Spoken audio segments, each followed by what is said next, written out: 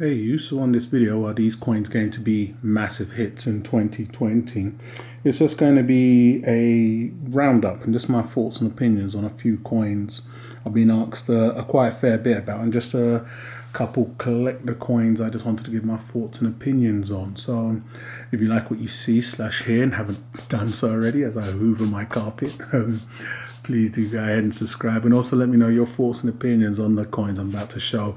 Most of these coins have been spoken about out in the open already, so it's nothing new here. Just going to give my thoughts and opinions, as I didn't really touch upon these coins and a few people have inquired on my thoughts and opinions on these coins. So jumping straight into this is similar to a Good Bad Ugly, but I've kind of adjusted that series also. We're going to touch upon the Lunar Free Mouse from the Perth Mint. So I've been asked a few questions about this. Thoughts on opinions. I'm showing the gold one here. It comes out with a different design than the silver. So let me see if I can get this silver one up. I did take a image of it. So here's the silver one here. So my thoughts and opinions. A few questions I've been asked on whether I like the design. Yes, I do think the design is very nice, especially the silver design.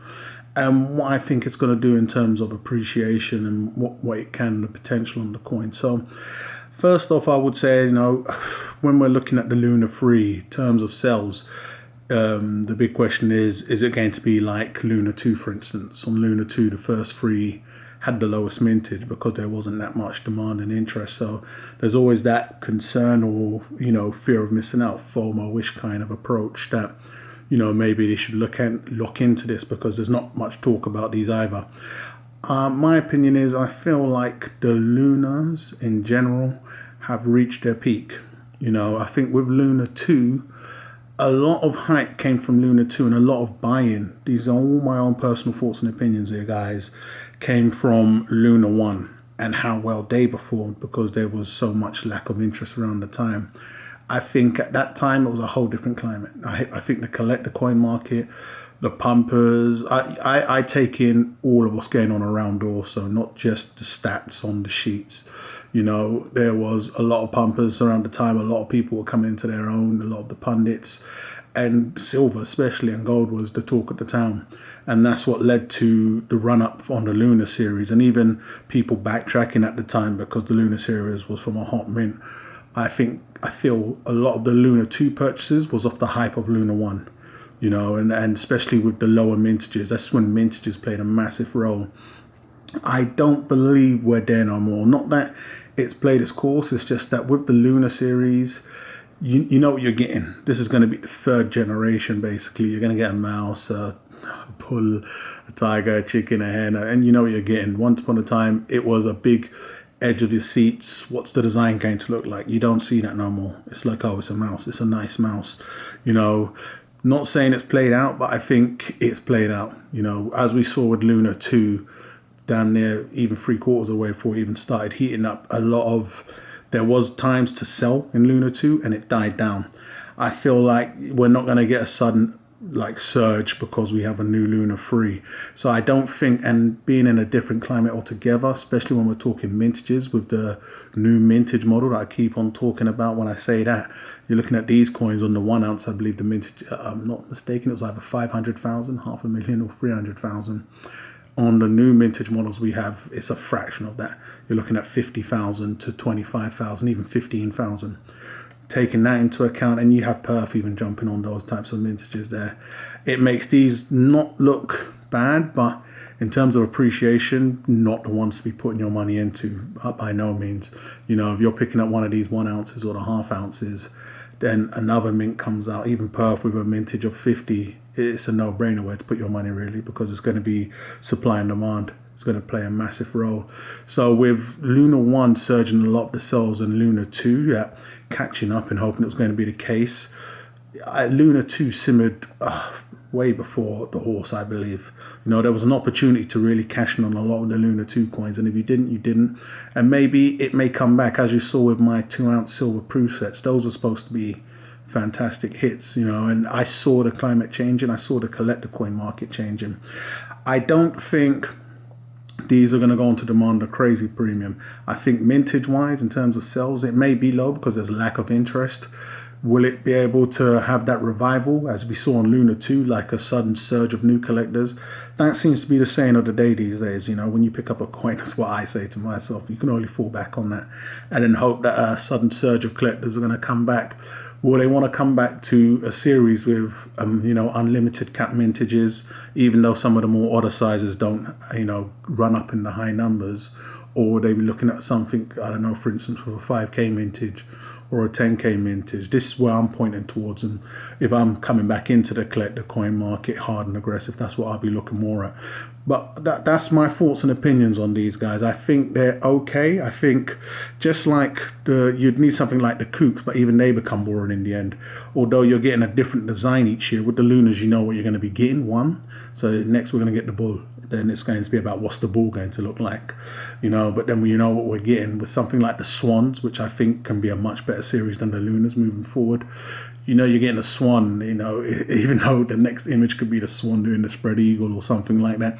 You're getting the swan, but here, this is the third generation, as I mentioned. So you're getting the recycling and recycling. I just don't think the demand is there on the secondary market. Could be totally wrong. I think the gold also the same. If you guys remember, I did have the gold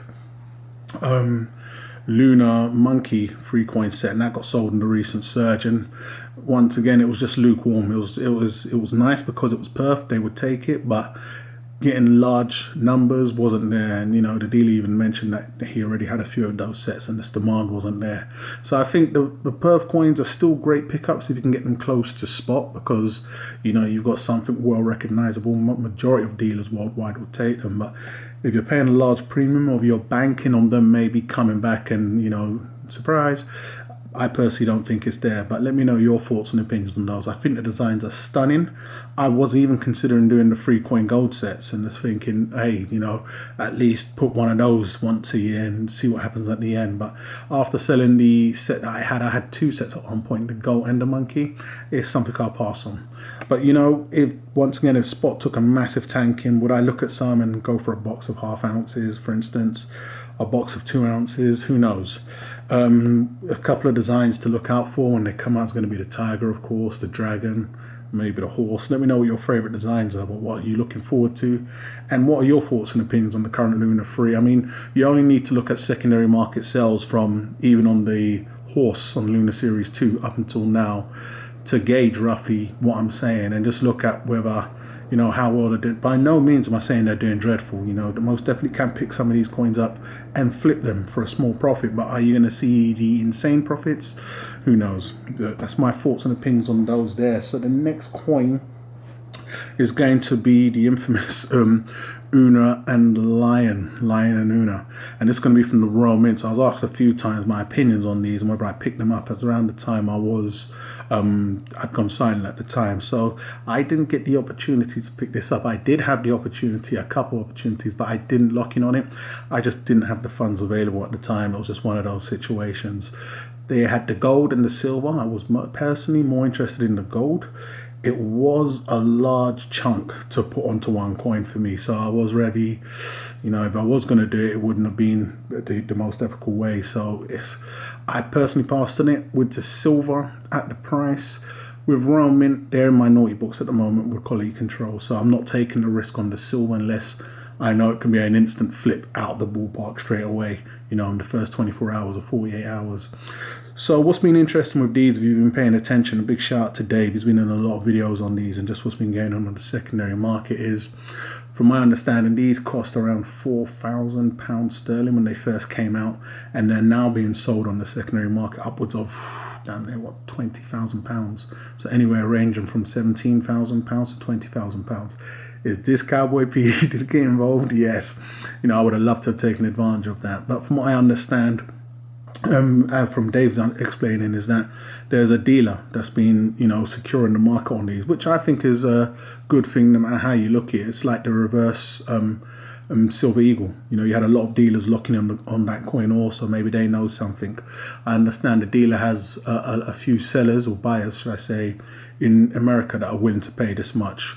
Why? Because they believe it can do what the original does. Who knows? But in the end of the day, this dealer brought the prices up to that much. I will say anybody holding one, And not selling, I wouldn't think is the wisest move, because when you have a coin like this, it maybe you're holding it to pass down, or you're just a hardcore collector, but it can take decades for coins to multiply like that. We're talking, what was it, 4K upwards, that's multiplied, and this is £4,000 here, damn near $5,000 plus dollars.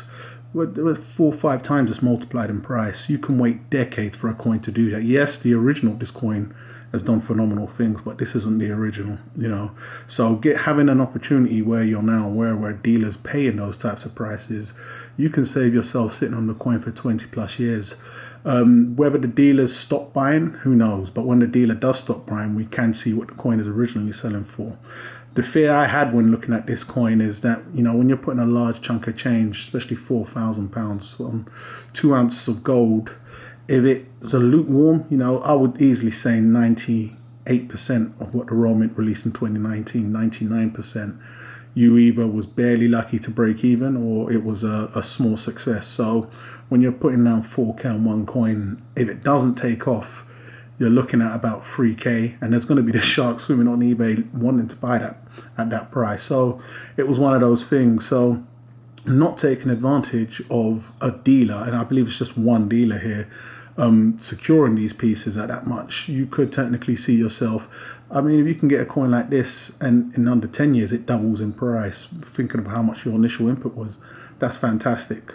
So he could have, I see a blessing and a curse here, because the Royal Mint will be paying close attention to what's happened here, and by no means I believe it's a series they're doing, the next ones, they may yank the prices up, literally yank the prices up. They may allocate some purely to the American market, because they see that's where the big money is, but it's going to be something they're looking at and seeing, look, we produce these coins and sold them at that much, and they're being snapped up worldwide for this much. We all know how it goes from there, so that's the bad side to it. I know a lot of people, when the next ones come out, are going to be locking in instantly. The silvers, I understand, have done okay also, so it's not a loss on both of them. I will say, on a side note, I've mentioned before, this is what I like to see from the Royal Mint.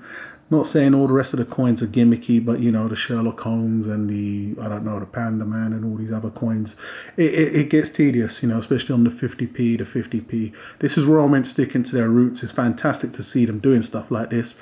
It's not great that they're struggling. I understand it's hard for them to be stamping a lot of these coins, so there's big delays going on, but this is what you want to see. The mintages was fantastic on the silver and the gold, and the coin was a stunning piece. If they can keep this up, by all means, I'm going to be back in. So as I've mentioned to a few people, I'll be purchasing again mid-February. So it's going to be interesting when they release the next piece. But by all means, I believe this coin moving into 2020, it's already reached fantastic high notes. And I'm going to try summarize the point I'm getting at the end of this, highlighting this coin here. So what do I think about this coin? I think it can only go from strength to strength. Was the prices artificially pumped? It makes no difference. On the secondary selling market, if you look at eBay, that's what the last one sold for. So anybody interested will have to pay that, or that'll be the new norm. But time will tell. If it ever does sink back down, some may kick themselves, some may not care, because they just want to have the coin and keep it in their stack because it's a lovely piece. So moving on to the next coin is going to be the Kookaburra. So we have the 1/10th anniversary Kook. It's another piece that came out as of recent. I believe this is on a 15K mintage. Perth brought this out as part of their anniversary. It seems to be an anniversary every year with Perth. My thoughts and opinions on the piece, I think I'll say it's too little too late. That would be one of the negatives I have to say about this piece. If they would have dropped this 4 years ago, even though it was a different ball game in the collector market altogether, even 2 years ago, it would have been sold out already. I think they obviously been paying a lot of attention to videos and what people are saying, i.e. the size, but I think them bringing it out now is the only gripes I have with the coin. I think it's a stunning piece. I do have the 1/20th ounce of the complete gold, so it's not the first time that they've done gold. The slight premium that's being charged on these, I would say it should be a standard bullion price piece, but it's not a crazy premium than a lot of the other coins that are out there. The European dealers I did see that had the coin started at a very good price, but then quickly increased. I think it was around £110 when it first came out. So it was below $150 in Europe. But this is only one dealer. You know, they quickly got in line and yanked that up to £136, so $177 is where it currently is, what you can get for that. Is it an insane premium to be paying for this coin? No, I don't believe so. Do I think they're going to sell out? No. Do I think it's going to be commanding a high premium? No. I think this is a great coin. If it didn't have the little bit of hype that it does have, not that it's got a massive push, I think this coin would have easily been on sale within the next couple of months. You would see APMEX and so. With the Kookaburras, even when they done the silver double set, so I believe it was a reverse proof that they haven't done forever and whatever, and APMEX had them up for a ridiculous price. People was able to flip them and make a quick profit. If you've seen my videos in the past, it was one of the coin sets that I purchased that I ended up losing on. It wasn't the best buy. The Kooks modern haven't done too well. You know, we're not talking the old ones. I don't know too much on the old specimen sets and, you know, a lot of these older privy Kook coins. But these ones here, I think the time's come and gone where you can get a Kook and it's going to do fantastic things. And I think we're in the same boat there. No one's saying it's bad or it's a flop by any means. I just don't think it's going to be able to command those crazy premiums at a later date. I think the price will come down, and I think it's a great piece to have in your stack if you can get it for the right price and not pay crazy premiums for it. Why? Because as mentioned, I think it's too little too late. If you had this exact coin on one of the stronger designs, would it have been more of a hit? I believe so. If it was going to be a series, so that'd be starting every year now, bringing the 1/10th out and backtracking, it would be a way out of sync. So who knows what they're going to do. But I think just being a standalone coin, 15k mintage, the 15k was high, 5k, they still wouldn't have sold out in my opinion. Would have been mediocre. But I think it's, for what it's worth, it's a decent piece. It's a very nice piece. There's not been that much that's really done a lot as I wrap this piece up. Would I pick one up? I believe it will be coming down in price. But then I think dealers have the know where saying it's the only one, so they can hold on to it and not release them until they get what they want. Premiums ain't too insane. What do I see it increase and by? If it does increase, who knows? It's a 1/10 gold piece. I don't see a lot of play in there. Strangely enough, I think it would have been better than I in proof. It would have held a bit more, edge, maybe increased a little more, a little faster.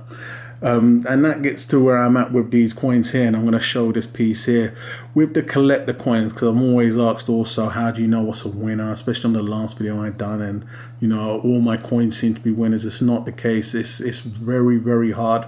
I've picked up more than enough duds out there.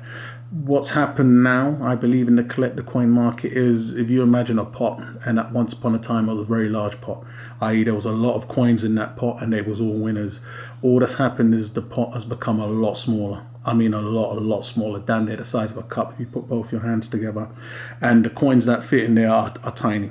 You have the odd example when we're looking at this 2019 reverse proof coin, for instance, and this gives hope, and it's a 1 ounce silver piece, and look what it's able to do in terms of returns. You're damn near getting 20 times plus what you paid for it if you got that on issue price.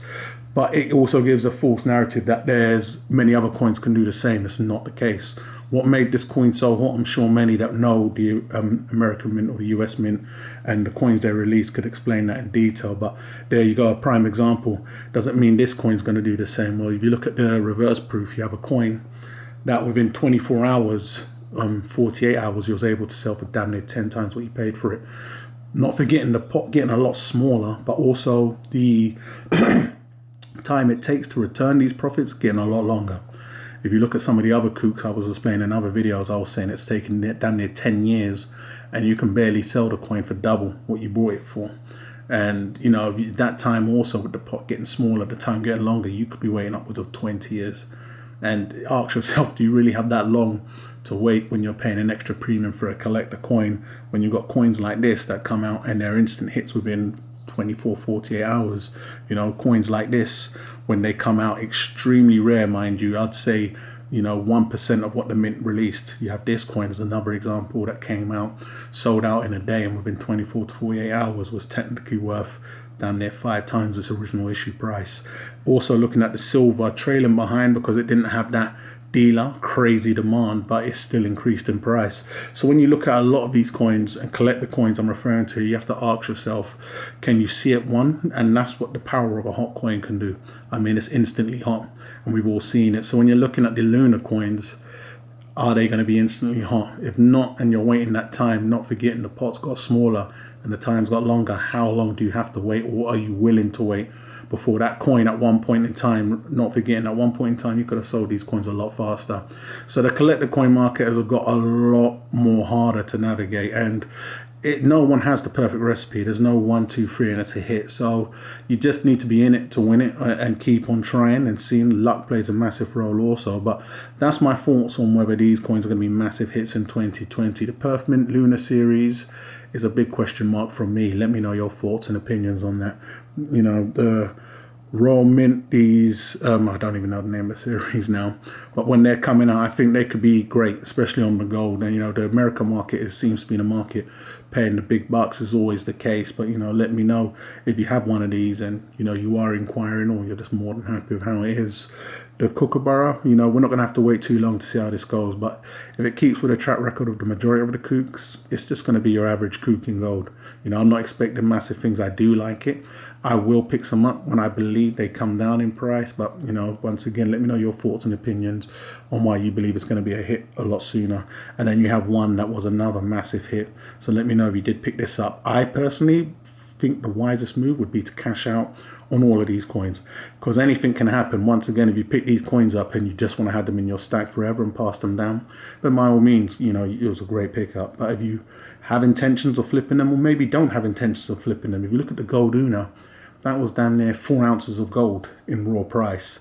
You was then able to flip it and get damn near 18, 20 ounces of gold. I would say, yeah, 18 ounces of gold. That's a no-brainer when you look at it like that. But that's just me thinking here, King Cowboy. So let me know your thoughts and opinions on all these coins and what you think they're going to do in 2020. Will this reverse proof keep on going up? Would you think it will simmer down?